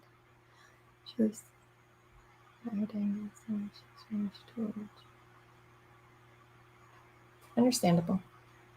When that book comes out, though, if she decides to write it, I'll be shouting it from the rooftops, most definitely. So I know it's got to be so scary to write about your own, like, thing. Yeah. I don't, because I've contemplated personally writing something, but it's so hard. Even thinking about it is I mean, just talking about it the way that we do is scary. So I can't imagine like writing something like that. But Avery, I support you, and I would like you to please. We'll see when I'm out of school. I will beta read it for you. I have ideas. Don't worry. I think it's really. I think were you on the live show with like Brittany Cherry, right? I think I watched that back. I wasn't there to watch it live, but she talked about how she has these like scenes in her head that just pop up, and she writes those first, and kind of like her book. She writes her writing process around like the scenes that just pop in her head. Like she doesn't start from the beginning; she doesn't start from a certain chapter. Like she starts from a specific scene. So I've always had this scene in my head. So yeah, I want to know about the scene. I know. Yeah. You don't have to say it here. Very long ways away. I also think it's hard for me to like even picture writing something because like, I don't know, I feel like I should have majored in it or like, you know, like become like a professional in it. I'm like, you know what? No. Yeah. Anyway, that's my view on it. Yeah, go ahead, Bree. 4.5, so 5 on Goodreads. I haven't solidified my rating, but I'm leaning more for like a 4 or 4.5 just because I talked to you about it, Tori, but I just adored book 3 so much. And like personally, there are aspects of book 2 other than the romance that just wasn't my vibe. So we'll see whenever I get to writing my review. So. I don't know what we were talking about, Monica. Again, I'm watching right now. I'm thinking of this phrase. Like I'm listening to this podcast right now, and one of the girls says, scrambled egg brain. I'm like, yes. It's the Twilight Effect podcast. It's like Ashley Green who plays Alice. Oh, and, like, yeah. They like break down Twilight, and I'm like watching them all right now. And, like, her friend says it all the time. Scrambled egg brain. I'm like, that is me. That's the moniker I need to adopt in my brain. I definitely feel that. Yes, I really liked that part. Yeah. Because I hated her at first. Yeah. Definitely. Yeah. And I feel like Bree said, like, it's not something an author needs to disclose by any means. They shouldn't have to feel like they do. But I feel like Bree and I talked about, really want to support Own Voices books specifically. So, sorry, hiccup, dang. I think I talked too fast. Ooh. Thanks. We have a built-in audience. I own Bree's book. Bree doesn't have a book. I don't know what you're talking about. Moving on, next. Okay, I'll laugh. But I own it.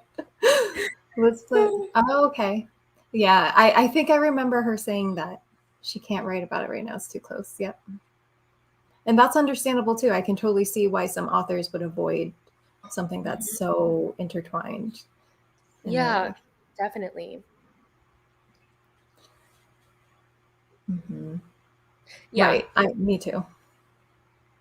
And also, I'm nicer with my ratings and not so harsh, because just because I don't like something doesn't mean that someone else will also dislike it. And I don't want to deter people from reading something. So I talked about this in a recent video too. I'm like, if I am reading something and it's very much a me thing that I didn't like, I try to, rate it accordingly.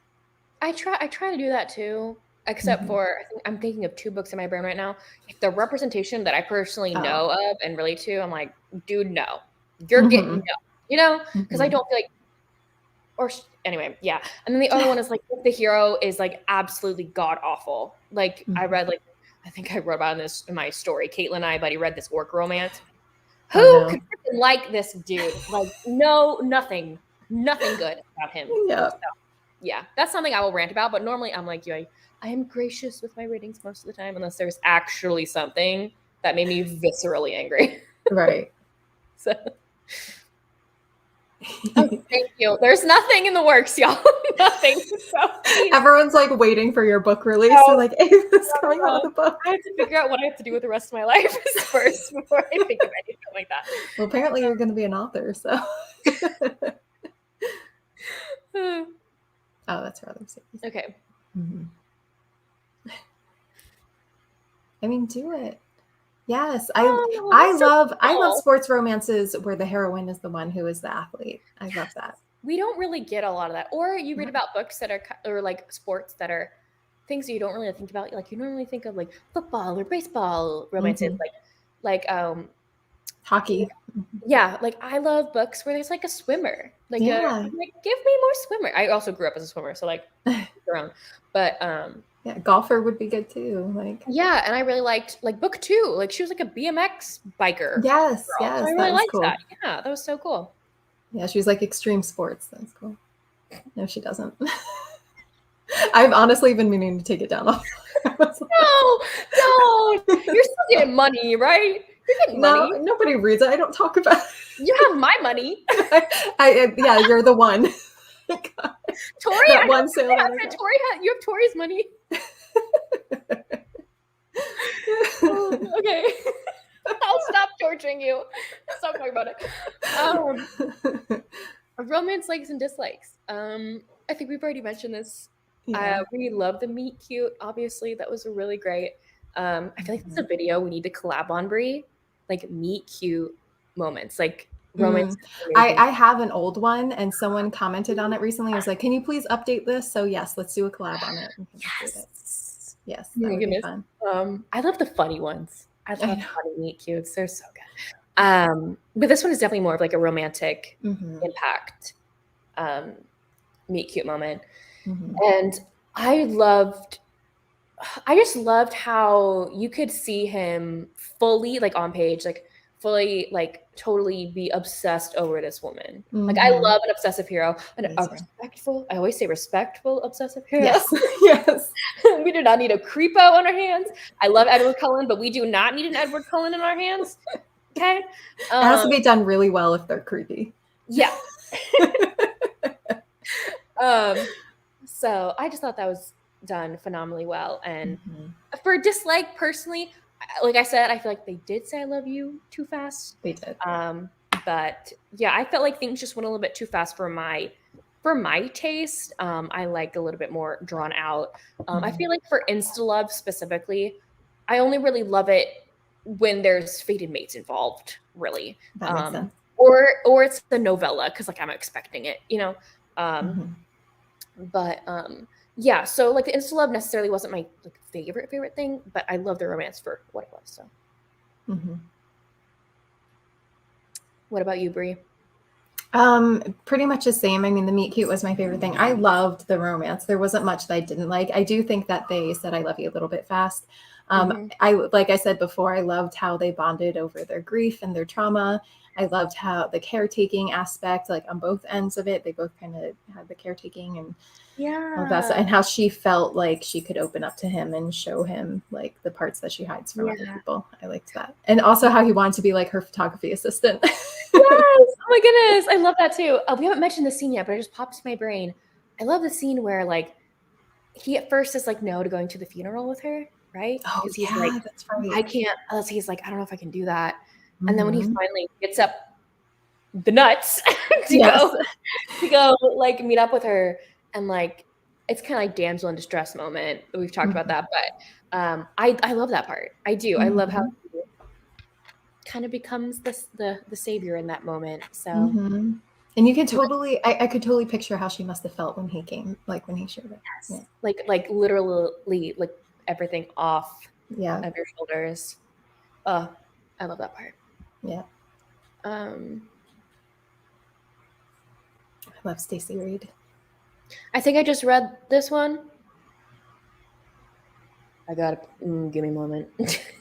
I hate when the audiobook like is intolerable. Yeah, that's what happened with. I freaking love My Darling Duke by Stacey Reid. I freaking love it, but that audiobook narrator, is like she might use very, the same audiobook narrator yeah, across the board. like Yeah. not my favorite. I think Jess and I have talked about that because I think she felt the same way. It might be the same. Scoundrel. Okay, yeah, no, I haven't read that one yet. It's the same one because it's in the same series, isn't it? Yep, it's in the same series. I haven't read that one yet. This cover really reminds me. This cover.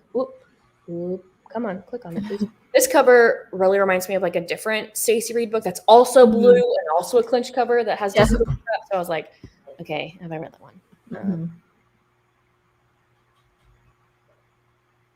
Okay.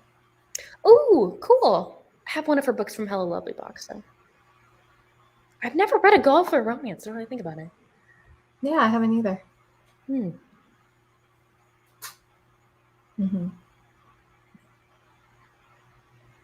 The Brawl by Will and Ash. Ooh.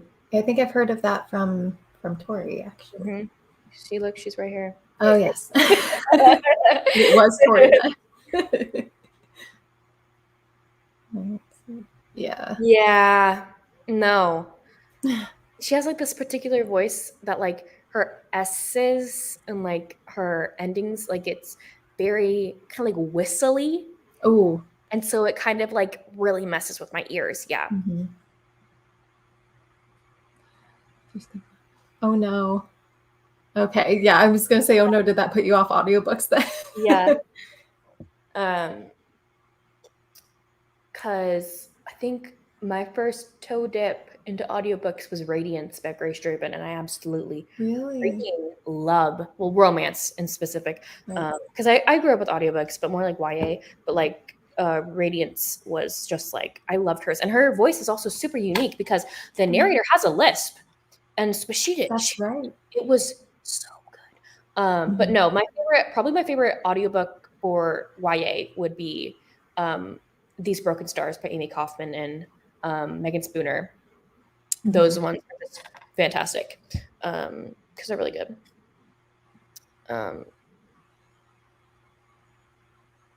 Yeah, I don't even know them. I just read book 1 in that series, and I think I liked it. Yeah, I think I didn't notice it. It didn't stand out to me either way. So, because I've listened to all of her books on audio, I've never read it physically. I think for like this Catherine Cowles series, because I've listened to all of them, I think she sometimes switches up the narrators, right? Yeah, she does. Because next one's going to be Joe Arden. Yeah. I know. I was like, I'm sorry about it. But and then this one Sebastian had Teddy Hims. Yeah. Sebastian York is in some of them, and I freaking like Andy Arndt and Sebastian York are my top 2 because they've done so many of my favorites together. But yeah, I will say my favorite probably male narrator. I can't remember his freaking name, but he does Olive Ruby's. Oh, he's great.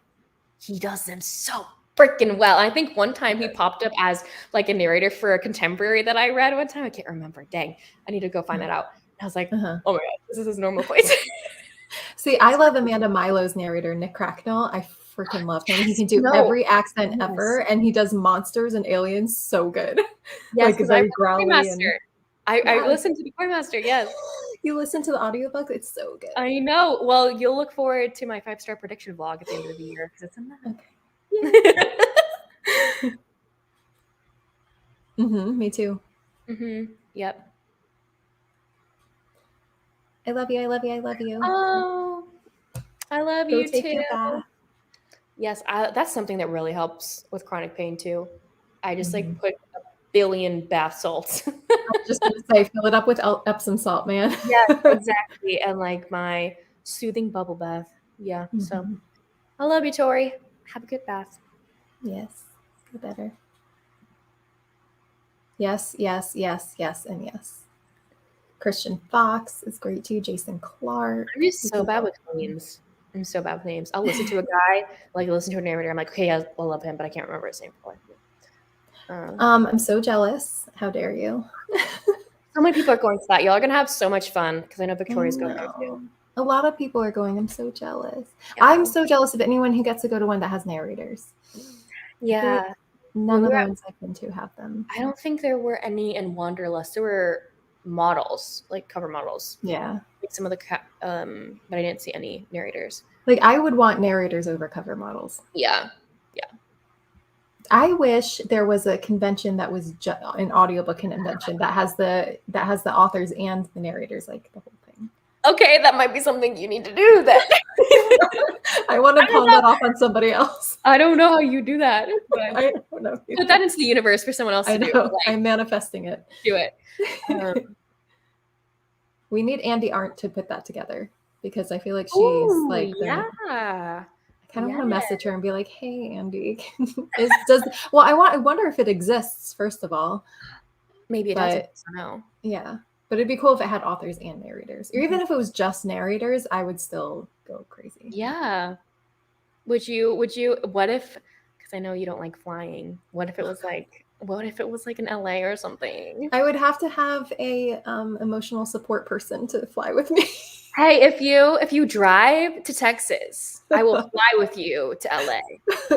I mean, I would deeply consider that. Or like I could fly. Well, see if Tori went, because Tori lives in Georgia. There's a lot of connecting flights in Atlanta. Yeah. So then we could connect there, then connect in Texas. We'll just pick each other up. Yes, totally for that. Or doesn't Caitlin also live in Florida? You can just go with Caitlin. Oh, that's true. Yeah, and so does Cheyenne. Oh, right. Mm-hmm. I'm learning so many different things about people. Hey, Riley. Hi. Oh my goodness. I think we're wrapping up, but I'm glad that you were able to make it. Okay, I'm excited now. I'm excited for that. I didn't know that. Did they have them last year? I think they had a panel. Mm-hmm. I think they had a panel because I remember watching either Tori or there was like a panel. Oh my gosh, Riley, if you message Andy Arndt, everyone on this live who likes audiobooks, message Andy Arndt and be like, we want an audiobook convention with narrators. Yes. Authors would be awesome too, but I really want it with the narrators. I'm just saying, let's everyone just gang up on them. Yes, I love Jason Clarke. Oh, I have to write like all of these. Him being a serial killer sounds amazing. Ooh.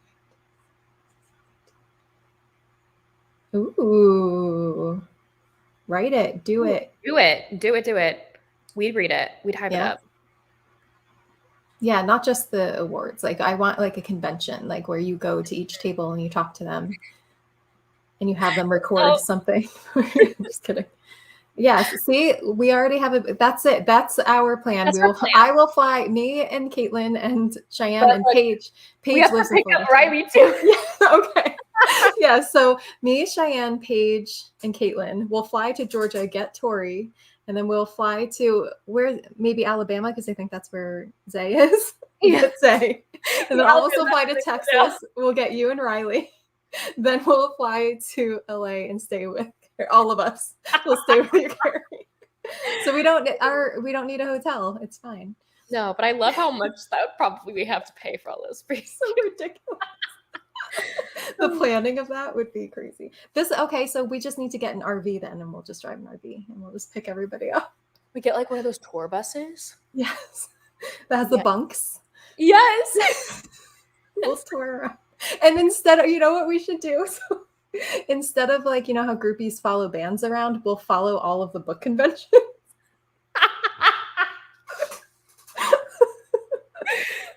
There's one in like Denver. There's like the rom-con in LA. Yeah, we'll pick everyone up along the way. I can't wait for my first. I think I'll end up being. Oh, is there one in Tennessee? See, I could make it. How far away? I'm really bad at geography. Is that near Florida? Help. I think it's not too bad. Closer to Florida than Texas. Mm-hmm. I'm really bad. Yeah, no. I'm studying to be a history teacher, and I do not know geography. Yeah. Close to the event, kind of had a small area. See, I'm telling you, we need a whole convention space, preferably in Florida, so that I don't have to travel. Oh, there's Monica. Yes. Okay, we'll stop by and pick you up, Monica, in our RV. I'm telling you, let us know where you are. I will start planning it out because I'm so good at geography. Me planning it out will be great. Romance booktubers on tour. I love it. We'll just take it. We'll take like a year off of life and just do that. It's our sabbatical. Yeah. For our next section, sorry, we've been talking for so long. I think we've already talked about like our sort I think we've covered a lot of what's left after this. I think we already mentioned that. So we can like skip to any questions anybody has or things they want to say.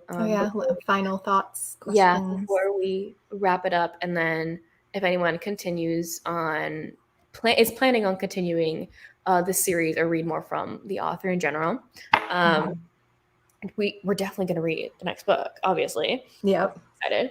But definitely, I know that one of her series, all of them are on Libby for me. Another series by her, I can't remember the title. Oh, nice.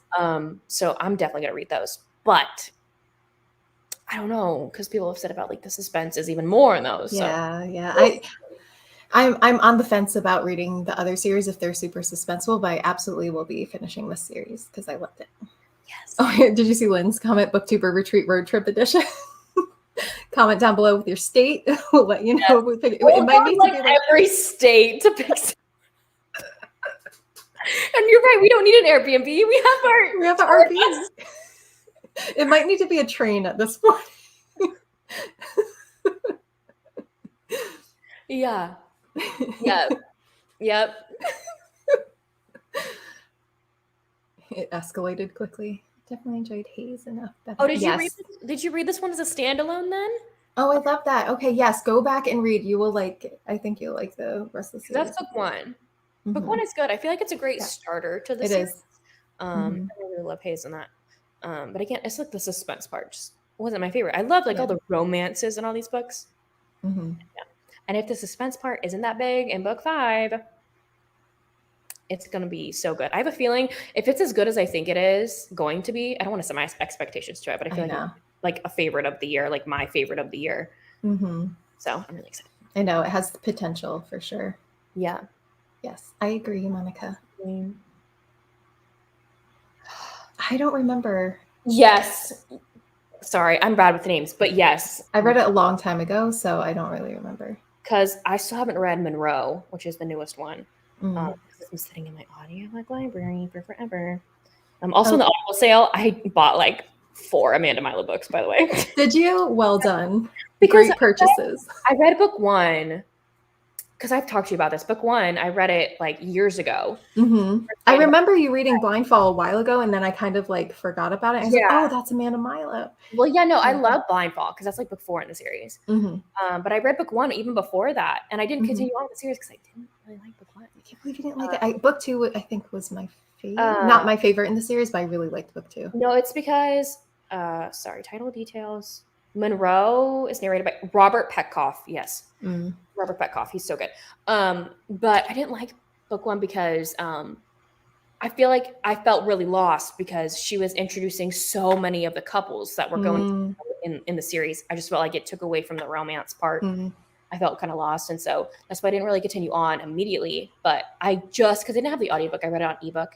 And so I just bought the first 3 and then Beth's Table. I think the second book, The Alien Hero, is Hard of Hearing. Yes, so that's what I wanted to read them because I also really love them. We have a lot of similar tastes with monster and alien romances. Yes. So, okay, I'll start over the series because I also read The Quarry Master and I was like, I feel like I'm missing so much because I missed like Beth's Stable and like the only ones that I really remember was Blindfall, which they're not in. Right. Quarry Master. So. The Quarry Master was actually the first book I read by Amanda Milo, and then I went back and read the other books. Yeah. We love you. We'll see you on our book tour, our BookTuber tour. Yes. It might, I was just thinking it might have to be a world tour. We might have to somehow get to Australia because we need to get stuff. Since we don't fly, we go on a boat. That's even worse. No, me too. Yeah, no, because boats are like a huge fear. Not boats. Sharks are my biggest fear of all time. Boats and no. Yeah, they're kind of go hand in hand. Yeah. Is that the Lauren Asher series? What is that? Or is that a Catherine Cowles series? I'm missing. Catherine Cowles. Ooh, I don't know. I think Wrecked is the title of anyway. I'm like losing my mind. I need to eat dinner. I know it's getting late. I need to read Monroe. I know. Fair one to use. Check if you don't have Libby yet, Lynn. Libby is freaking amazing because it's linked to your library. If you don't know what it is, DM me on Instagram and I'll tell you all about it. Because I just did that to Caitlin because Caitlin knew about Libby. I told her about any play. Yeah, but she's new. Caitlin's new to audiobooks in general, so it's a whole new world for her. I know. So message me if you don't know about Libby, but they're all on my library audio. So that's so probably cool. Don't have to spend a credit if you have a library card. Oh, I love Dark Sky. I love Dark Sky. That one is childhood friends to enemies to lovers. Ooh, we love that. Love it. So good. And the guy has wings. Sexy. I love wings. Yes. In January and February. Yeah. I started, I think it was my 22nd birthday. I literally started reading. Like that was my book that I read for my birthday was book 1. And then I did not put the entire series down. It was so good. Dang, you can request it though. Go to your library and request it, and most of the time they get it in there. But if that is nothing else, that is going to be our. Oh, Lothair is really good too. Love that one. We are going to be wrapping. Sorry, I gotta take this off. Wrapping up our live show. This is our first live show. We did it. So yeah, thank y'all so much for being such amazing, sweet friends and chatting with us and joining in. We had a lot of fun with this book, and we cannot wait to announce the next book. I don't remember when we're announcing it, but we're not announcing it now, right? Are we? No, we're announcing it on Instagram. Okay, I don't remember when.